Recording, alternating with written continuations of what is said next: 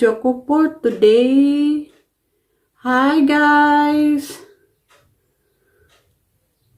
Magandang araw sa ating lahat. Musta kayo dyan? Ano bang ginagawa ko dito? Parang ang dilim. Ano pa lang? Alas 8 pa lang ng umaga. So, umaga pa lang dito. For today's video guys, i-share ko sa inyo kung paano ko linisin yung pakuluan ng tubig namin.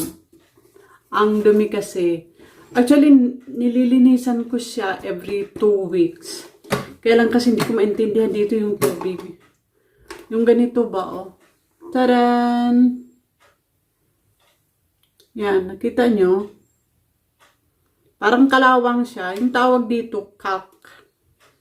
Ewan ba kung tama yung pronunciation? Kalk. K-A-L-K. Kalk. Yan siya, oh. Parang kalawang siya. Kahit kuskusin mo yan, hindi siya, yung nalilinis ng, maigi.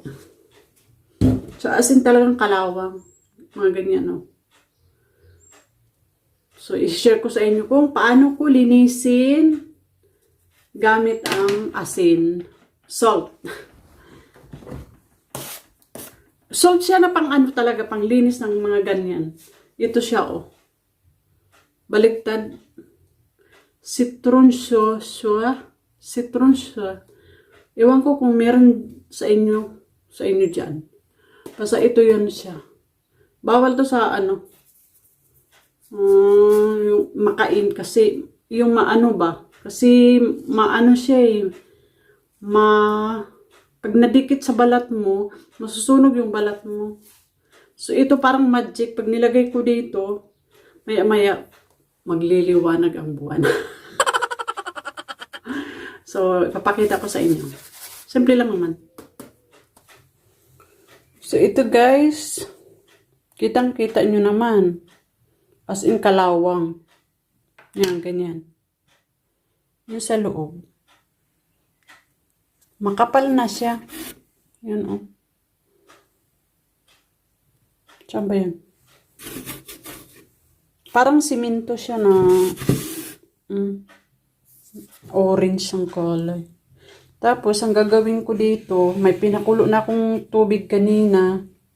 Medyo maligam-gam na siya. Kasi kailangan nito gamitin maligam-gam. So, ibubuhos ko dito. Yan.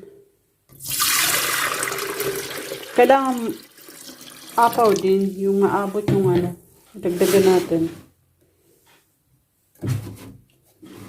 Yung maligam-gam lang din.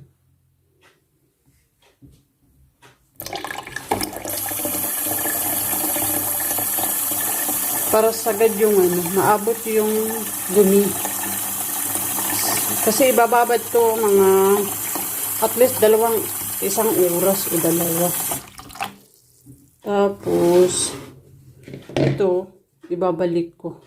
Ito ba? Ibabalik ko dito para masali. Tapos bubuhos ko lang tong asin. Ganito. Yun na, citron siya. Mga pang siya. Pwede sa baso. Pangtanggal lang mga ganitong dumi.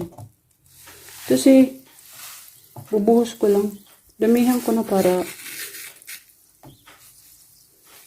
yan, kumukulo siya. Kailangan hindi siya mahawakan kasi mahapdi eh. Yan, kumukulo. Tapos yan, mga after few minutes, wala na yan.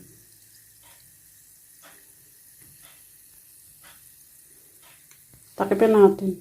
Parang dagdagan ko pa ng tubig. Teka. Para yan. Takpan muna natin. Mga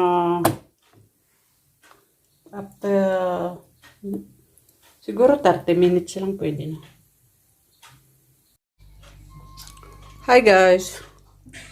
Ito na yung yung binabad ko kanina. Bubuksan na natin kung malinis na ba siya o hindi. 1, 2, 3. Magic. Yan. Itapon natin yung tubig. Malinis siya. Dito na lang itapon. Ayan. O, diba?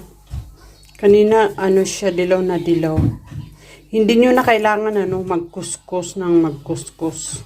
Kasi ako nung una, hindi ko pa to alam na, na parang asin. Kinukuskus ko yan hanggang na, siya, nasira. Yung, nandun sa, pinakababa na itim, kinudkod ko yan ng, ng kutsara. Tapos, nagtanong ako sa asawa ko na, paano to, linisan.